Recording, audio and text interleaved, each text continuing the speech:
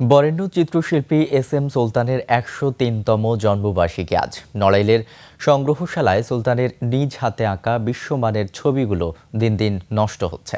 এগুলো সংরক্ষণে কার্যকর উদ্যোগ নেয়ার দাবি শিষ্য ও ভক্তদের। নড়াইল প্রতিনিধি শুভ সরকারের তথ্য ও ভিডিওতে মাসুম আলিসার রিপোর্ট।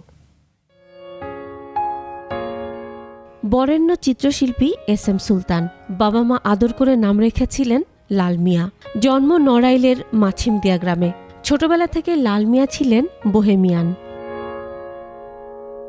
ভালোবাসতেন ছবি আঁকতে। শিল্পীর ৭০ বছরের বোহেমিয়ান জীবনে তুলির আঁচড়ে দেশ, মাটির গন্ধ আর ঘামে ভেজা মেহনতি মানুষের চিত্র ফুটে উঠেছে। সৃষ্টি করেছেন পাট কাটা, ধান কাটা, ধান ঝাড়া, চর দখল, ধান মাড়াই, জমি কর্ষণে যাত্রা, মাছ ধরা, নদীর ঘাটে ধান ভানা, গুণ টানা, ফসল কাটার ক্ষণে, শরতের গ্রামীণ জীবন, শাপলা তোলার মতো বিখ্যাত সব ছবি।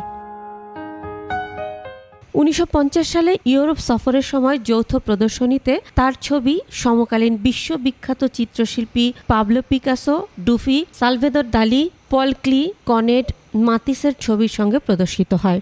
সুলতানই একমাত্র এশিয়ান শিল্পী যার ছবি এসব শিল্পীদের ছবির সঙ্গে প্রদর্শিত হয়।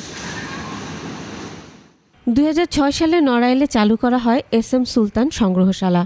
সুলতানের নিজ হাতে আঁকা মূল ২৩টি ছবি ও ৫৩টি রেপ্লিকা সহ মোট ৭৬টি ছবি রয়েছে। কিছু ছবি সংস্কার করা হলেও কিছু বাকি আছে। সুলতানের নিজ হাতে আঁকা বিশ্বমানের ছবিগুলো দিন দিন নষ্ট হচ্ছে।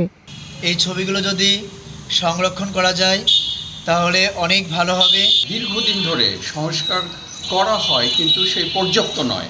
এই শিল্পকর্ম যদি বাংলাদেশ শিল্পকলা একাডেমি তথা বাংলাদেশ সরকার যদি সংগ্রহ করে তার সংগ্রহশালায় রাখে। কিউরেটর জানান, প্রকল্প তৈরি করে শিল্পকলা একাডেমিতে পাঠানো হয়েছে। অনুমোদন পেলে আরও কিছু কাজ সংস্কার করা যাবে।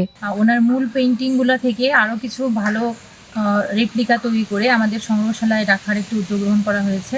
কালোত্তীর্ণ এই চিত্রশিল্পী ১৯৮২ সালে ২১শে পদক, ১৯৮৪ সালে বাংলাদেশ সরকারের রেসিডেন্স আর্টিস্ট হিসেবে স্বীকৃতি, ১৯৮৬ সালে চারুশিল্পী সংসদ সম্মাননা এবং ১৯৯৩ সালে স্বাধীনতা পদক পান।